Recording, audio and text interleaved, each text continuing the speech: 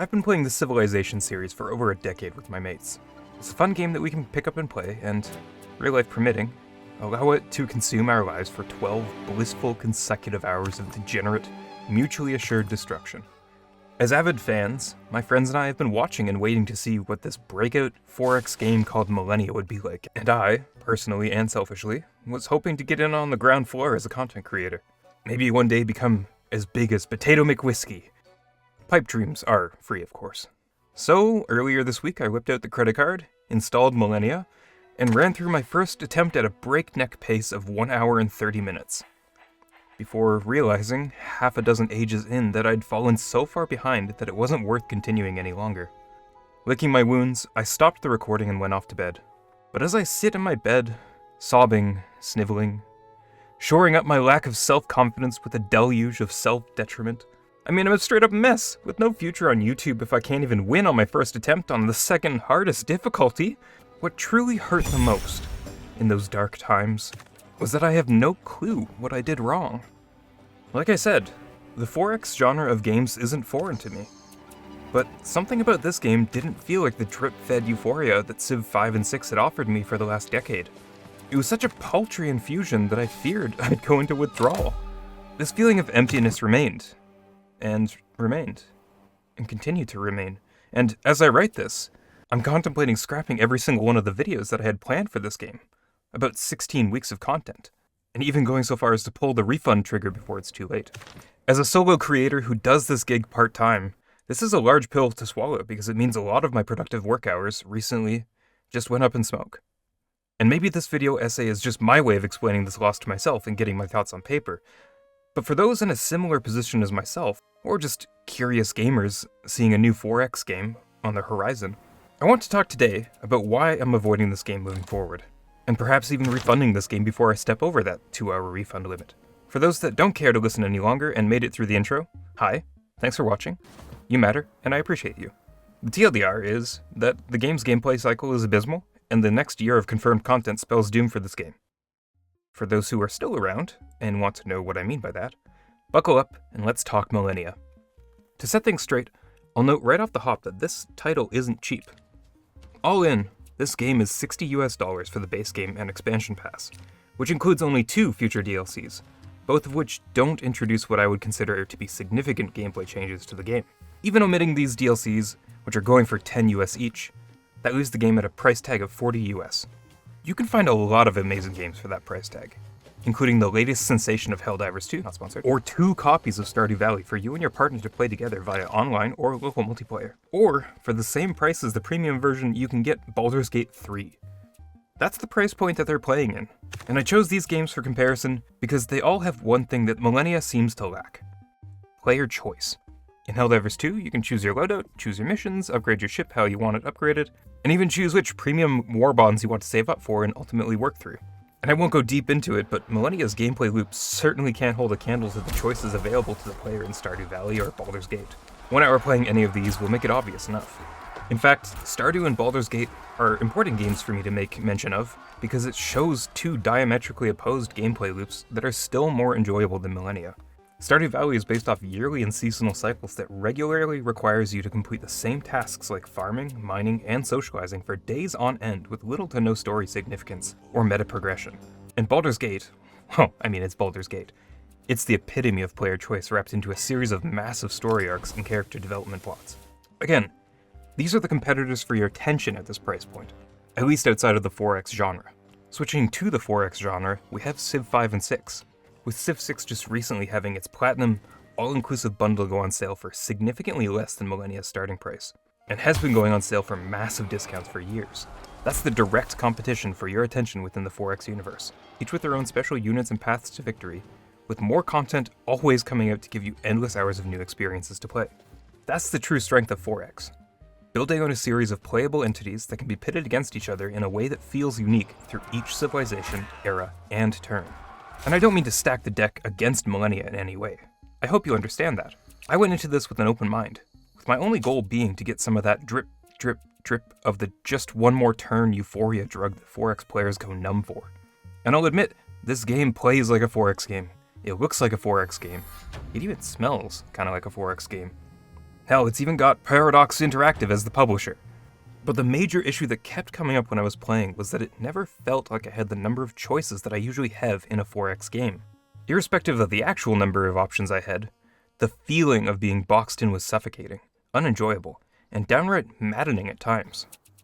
It felt like if you fell behind, if you ever made a mistake, you were doomed to be the next Incan Empire. Ironic, because that's exactly what I chose to play as my first attempt. Well, not that my choice of civilization mattered anyways. Remember how I said that the Civ genre's replay value and uniqueness came from the unique ways you could build each of its different civilizations?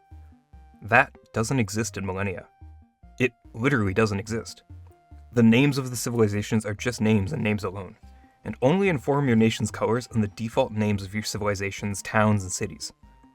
The only variation that exists in this game, the only thing outside of map generation, a quick choice of national spirit every couple of ages, and the pseudo-random variability of the game engine making decisions for the AI, is in the core ages mechanism.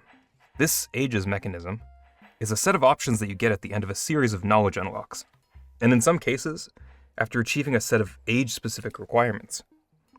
These requirements, barring a few exceptions, don't change from game to game, and only 10 ages are played in each game, out of a total of 30 ages. And why does this seemingly matter, funny duck man with big opinions?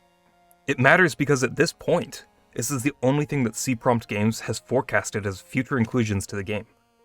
About 6 months from now, we're expected to get the Ancient Worlds DLC, which will offer a nomadic game start option, a new national spirit, which I won't be talking about, a new economic good, and a new nation starting bonus, which if it is anything like the other nation starting bonuses, it will have very little impact on the gameplay cycle.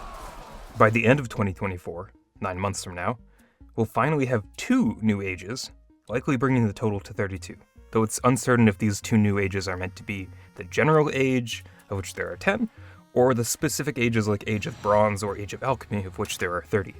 Kind of annoying that they chose age for both the general age and the types of ages.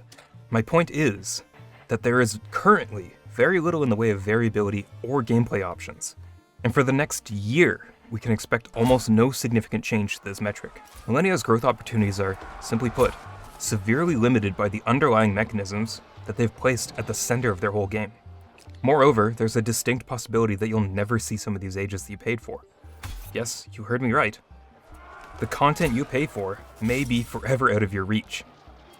See, the game's age choice system is based entirely on the knowledge pace of either you, other players, or the AI players that you're playing with. Once any single nation completes their research for the next age, that age type is locked in for every single other nation. So let's say December rolls around. You eagerly buy the Atomic Ambitions DLC for $10, and then put 10 or 20 hours into the game. You reach the endgame where the atomic ages will exist, and queue up the new Nuclear Wasteland Age.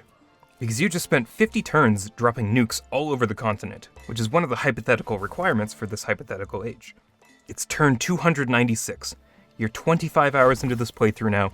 You've got 5 turns left before the era changes in your favor, when suddenly, the screen goes blue. Panic sets in as you realize that Rome, the only nation that your nukes couldn't reach, has been putting all of their AI brainpower into pushing the era clock forward ahead of you, and has instead pushed the game into the age of nuclear peace, condemning you, in this hypothetical situation, to war crimes and an impossibility to win the game because of your wanton emission of nuclear destruction against your enemies. The era system, as explained in this example, is geared towards progressing only through the safest, fastest, or most basic options. There are no other resources currently that are more important for age progression. No resources currently more important to you to command the direction of the game. No resources more important to make your current game your own unique creation than the knowledge efficiency of your nation. Your religion, your army, all of the other boons and accolades are meaningless in comparison to the incessant and insatiable need for more knowledge, simply so that you can keep the direction of the ages going the way you want.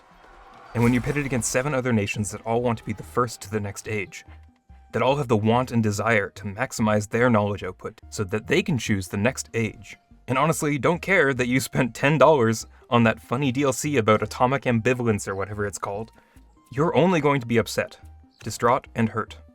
Now brace yourself, because the age progression system is already in that state as it is, and in my opinion, it's only going downhill from here.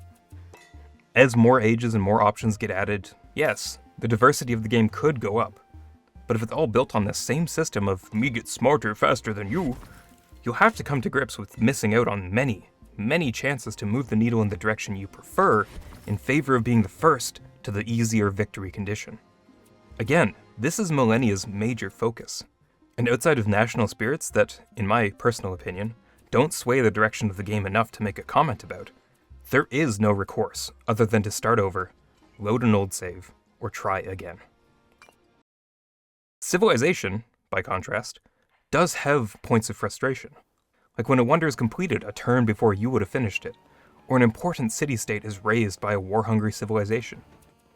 But by comparison, those are all minor blips in the endgame graphs, and are all things that you can learn from for your next playthrough. That's not the vibe in Millennia, a game that put all of its eggs into the ages basket, and now the game feels more like a rat race to the next era instead of an enjoyable process through the current. In my notes while writing this script, I still wanted to talk about the game's flow that doesn't exist, and the UI that's clunky at best. But at this point, I feel like I've beat the horse until death already. And those two things can be fixed during CPROM's current QA development cycle, so I'll stop this tirade here. For me, the content creator that was anticipating this game for months and was ready to pivot a large portion of their content to the game, and also as a Steam player with about an hour and 58 minutes of playtime, I personally will be refunding this game in favor of other games. That's a small win for me, because that means I've got nearly 100 Canadian Monopoly dollars back in my account for future titles. So if you have found a gem that's similar to this in the 4X genre, that you'd want me to put my voice over, let me know either in the comments or the Suggest a Game thread in my Discord, linked below. And let me know what you think about Millennia as well. Are you standing firm and playing it for better or worse? Or are you also jumping back to play some Civ 6 with the boys? I'd love to hear your thoughts, especially if they differ from my own. Outside of that, thanks for watching, and I'll see you in the next one.